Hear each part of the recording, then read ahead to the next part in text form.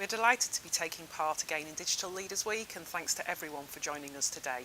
Before we get into the main content and speak with our partners and colleagues around the specific challenge around building emissions, I'd just like to start with providing a little context about our Smart City journey, some of our projects and achievements to date, and what we believe are the key ingredients that have contributed to some of our successes. 30 of the city leaders representing the health, the education and the business sectors, and for a 2-day workshop to think about our digital ambitions, the pain points, the barriers to achieving some of these, and to set out our collective smart city vision and priorities. And we all agreed that next generation connectivity, both wired and wireless, was pivotal to put in place that underlying infrastructure to deliver a whole range of citywide transformational use cases.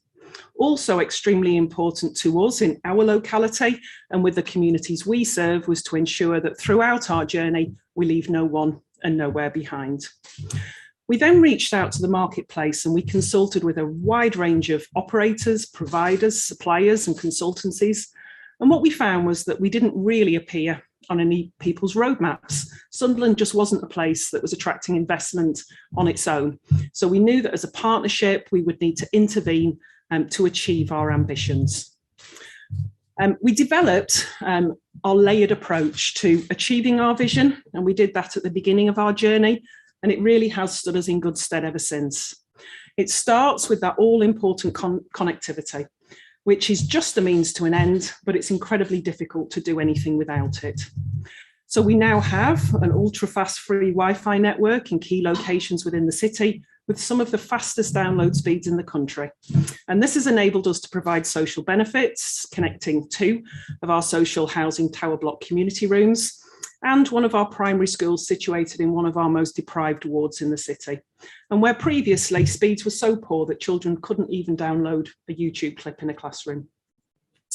We have Virgin Media, we have Natomnia and we have City Fibre now all working in our city, providing citywide capable fibre connectivity, and that will reach over 95% of our premises. And that's totaled an investment for us in excess of £85 million. We also have our first private 5G network now live in the city, supporting a DCMS sponsored project. And in September 2021, we signed a 20-year partnership with a company called BAI Communications, and that's to build advanced wireless networks in our city. And by the summer of this year, we'll have the first of our network of networks in place, a much expanded free ultra-fast Wi-Fi footprint, a 5G private network in our city centre, and a citywide low-power, long-range wide area network. We've also been making significant progress in terms of the second layer there on our model, in terms of the sensors and the applications. So we now have an assistive technology strategy that's core to our model of social care delivery. We have over 2,200 homes now benefiting from a range of different sensors that's helping to keep our elderly and vulnerable residents safe and well at home. We've developed a data platform for family members and practitioners to view the data, presenting patterns of behaviour and able to be configured to deliver alerts. We've deployed a number of video and motion sensors, monitoring traffic, cycle and pedestrian flows and movements, and that's now linked into the Urban Traffic Management Centre and allows real-time interventions as well as longer-term urban planning. We are currently deploying a range of air quality sensors to over 30 locations in the city, and we're working up a number of environmental proposals at the moment, including smart bins and flood management and monitoring. And finally, to support our net zero ambitions, we're really pleased to partner with Digital Catapult, delivering 2 really important challenges, one relating to building emissions and the other relating to transport choices, which I'll leave for our experts to explain here in a little more detail. But the next layer there is really important to us, and that's the all-important data. And data really does form a massively important layer for us, and the ability to monitor data. Yes, in respect of individual use cases, which we've been doing today, but really importantly now, the ability to bring various data sources together from those core applications, from sensors, from open data sources, and to present this where appropriate to an operations centre to support the real-time management of the city, as well as informing and supporting longer-term strategic planning. This aspect of work, it's definitely work in progress as we develop our smart use cases and applications, but our partnership with a company called Connexon is already starting to deliver some early benefits for us, and it's supporting some of our multi-agency operations. But ultimately, it is about that top layer and delivering those all-important outcomes so that we can better serve our residents, our businesses, and the people that come to visit our city and deliver better outcomes for everybody. For us, it's about delivering an all-encompassing smart city with the right underpinning connectivity so that we can deliver that whole range of really transformational use cases across all verticals, and ensure that we support all of that with initiatives covering digital education and skills, digital enterprise, and again, leaving no one and nowhere behind, digital inclusion as well. So what's added to our success to date? Well, we believe it's about having that holistic partnership that all of our city partners have signed up to across the education, the health and the business sectors, and about having that shared vision, but that vision that's relevant to us here in Sunderland, to our localities, to our communities, and that's really guided our work well to date.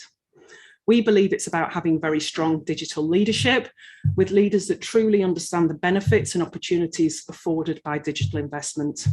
And for us, really importantly, it's been about developing a really rich and diverse ecosystem.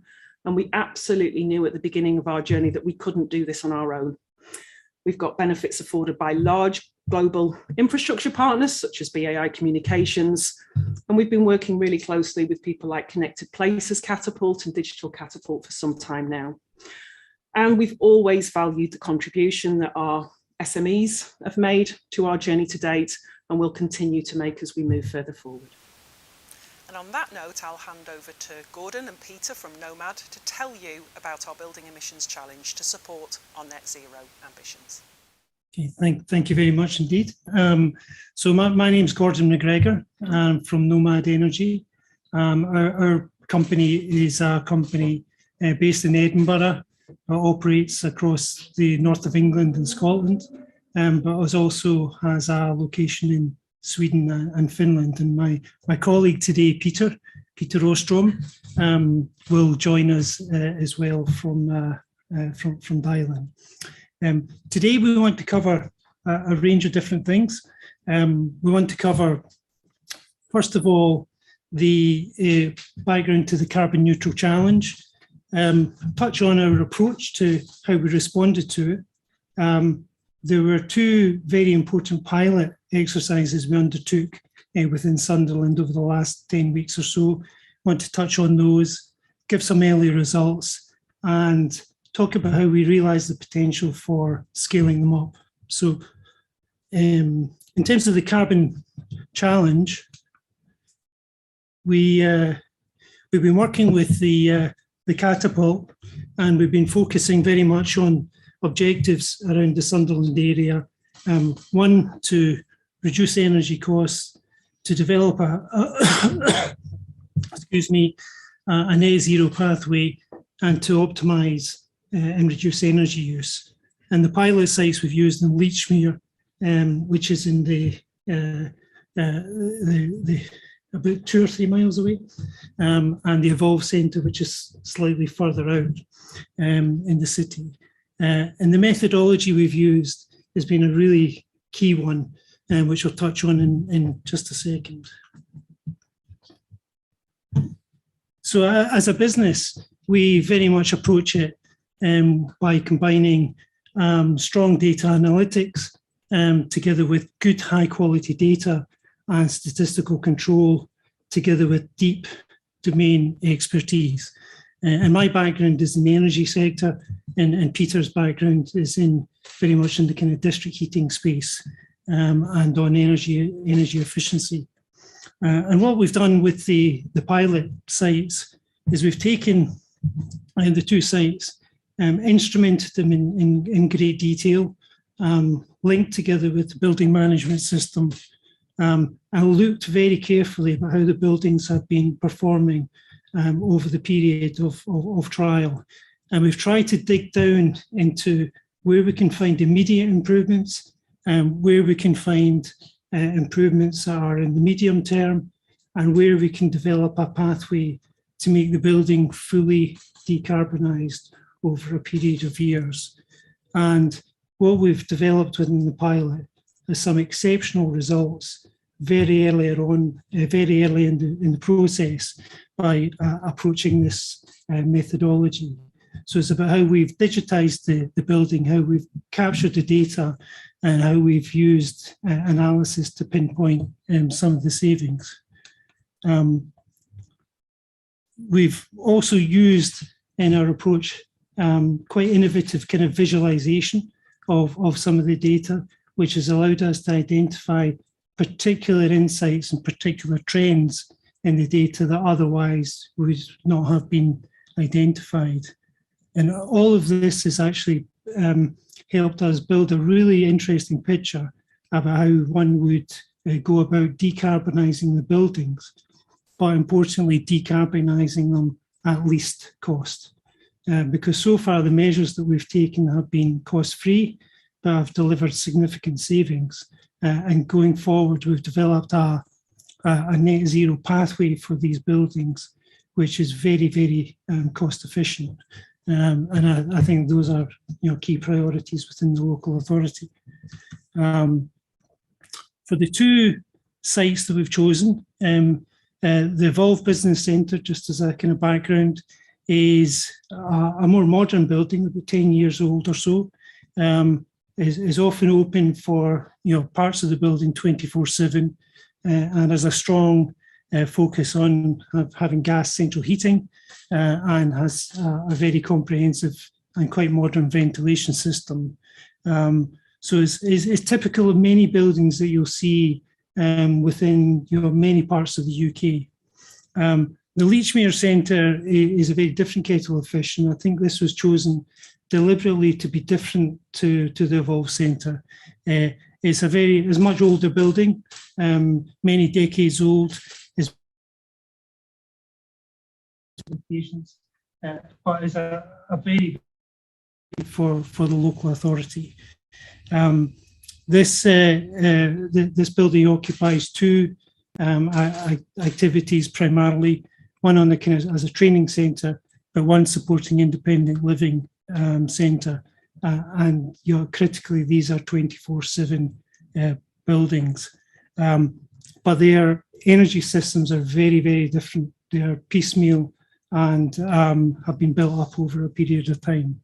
So these two challenges have been very, very different in nature, but the methodology that we used to approach them has been very similar. And what I want to do now is pass over to Peter to go through in detail for what we found and how we've improved them. Thank you, Gordon, and hello, everyone. Before starting, I just want to add that besides instrumenting a building and getting a lot of data and trying to process that data, we also need to understand how the building actually operates, and understanding the building itself and the system that's running in the building is also very important to actually put the data in some context. And this is what we have done. So we have not only been collecting a lot of data, we have also been given information from the BMS system, and we have seen drawings. And from that kind of different sources, we have come up with a number of insights and also identify some issues that we are trying to mitigate to some extent. So let's start with the Evolve Centre, which is this newer building. It actually has two heating systems. One which is the ventilation system, including an air handling unit with gas heaters, and also a heat recovery unit.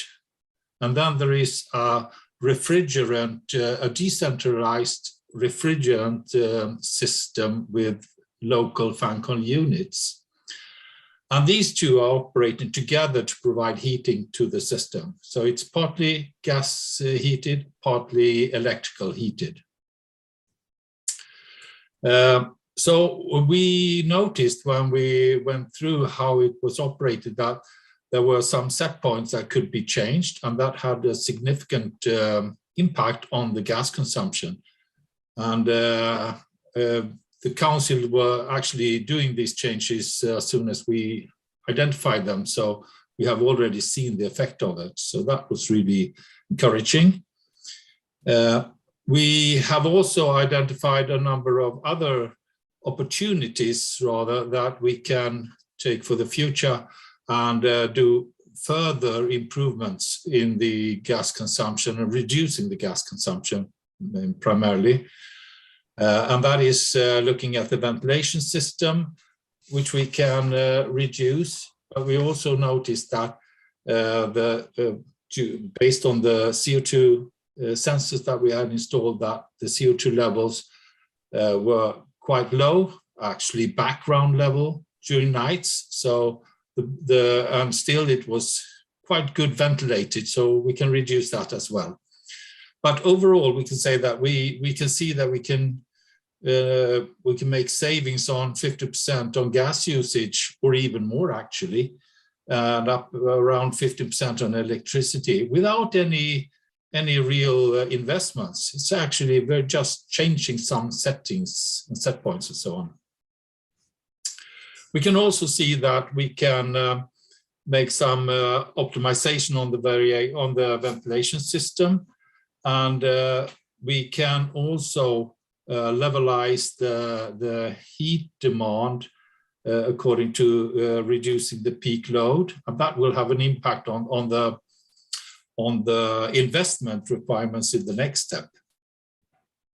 So for the path to the net zero, we think that it's important to continue monitor and analyze this system, and using the information that we get from sensors and other parts of the systems.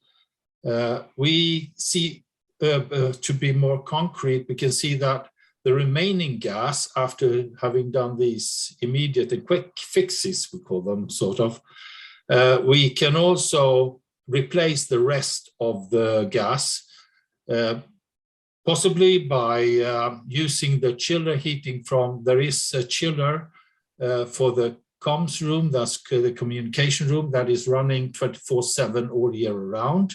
So that is providing heat. We can recover that heat, or we can also use an air source heat pump to take that part. And then we also see an opportunity to replace part of the chiller energy demand by having sort of fresh air ventilation to this server room, rather than having a chiller only.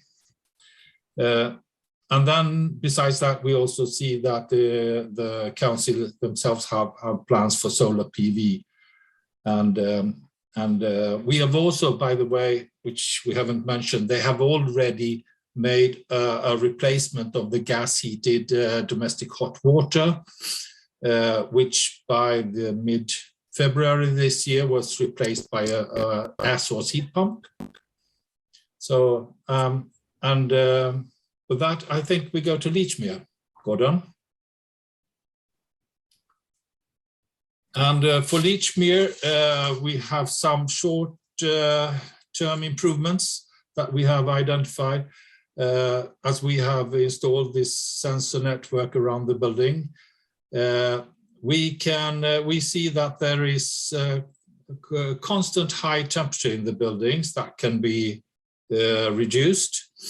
We also have identified that the CO2 levels are in some rooms very high, other rooms less so, but there is a difference between different rooms. And that's probably due to, it's definitely due to ventilation, but also probably due to occupation. So this has to be analyzed in more detail, but ventilation has to be increased in that building. As we mentioned, Leachmere is actually two buildings combined together, and they have two separate heating systems. These heating systems, both the heat supply boiler systems and the distribution systems, are separated. Therefore, there are 2 boiler rooms, and each of the boiler room has more capacity than needed for both building units. So there is a heavily overcapacity that can be used. And in fact, last year, the council replaced the boilers in one of the units in the Leachme Centre. So there are 2 new condensing boilers. And in the Independent Living Centre, there are still old boilers, 3 gas boilers with less capacity than the new ones. But altogether, the new boilers that are more efficient, they are brand new, and they have a capacity that exceeds the peak demand of the entire building. So there is no need to replace the old boilers, but to connect that system to the new system. And that will definitely increase the total efficiency for the entire building considerably. And by doing that, you also take a further step towards taking in another source of heating. And we have identified, for example, it could be air source heat pump that could be connected to this combined heating system for the entire building. So that is also something that we recommend to move further to. We also see that when it comes to ventilation system, the Independent Living Centre has a mechanical ventilation system with supply and extract air, but there is no heat recovery. So there is an opportunity to build in a heat recovery system as well. And combined with the heat pump technology, the entire building can be net zero in quite a short period of time. I think I'll leave it to you, Gordon, and thank you. Thank you very, very much, Peter. That's excellent. So the last question that we had from the pilot was, how would we then scale that up to the other 300 or so sites across the Sunderland City Council portfolio? And we were asked to do a short analysis on that around some of the kind of key emissions that the local authority has. And I think this is an important question for not just Sunderland, but local authorities right across the North East as they look at their stock and move it towards net zero. And our analysis has actually shown that those 2 pilot sites are really good examples of the kind of stock that is, and the kind of assets that the local authority has, a bit of old and a bit of new, and all sorts of systems in between. Our analysis is showing that there are reductions to be had in many other buildings in the very short term, which I think is important, particularly as gas prices are beginning to kind of spike, but also because of kind of carbon challenges that we all have. But we also see quite optimistic pathways to how we would move those buildings towards kind of a whole net zero environment, not over a month or even a year, but over a period of or a cycle of investment, if one was to do it at a low cost, but within a short number of years, not a long number. So for us, the pilot has actually shown that it can deliver very significant savings, but it can actually be a kind of a pathway to how we would do it for other parts of the building portfolio. So that's the reason we're very, very excited about the outcome. I guess the only thing I wanted to kind of bring together is we've been able to do this project with the catapult, and we've been able to do it because we've been really excited about digitizing the data, doing some deep analysis on the work, and it has required a team of really strong professionals in the energy space, but combining that with the kind of data and statistics has actually made the biggest difference. Thank you, Gordon, for that really insightful presentation. We're now going to go back to Gordon, where we've posed a few questions. My name is Gordon Mcgregor from Nomad Energy. Well, for us it was a fantastic opportunity to co-create a solution that involved working with the Sunderland City Council and the Digital Catapult. And the most exciting part was that over a period of 10 weeks or so, we took the project from inception to completion and delivered really, really impressive results to save energy and reduce carbon. One of the things that we're really excited about in working with the Sunderland City Council is that the pilot programmes have delivered really good results, but the potential for expanding that out across the local authority is really enormous.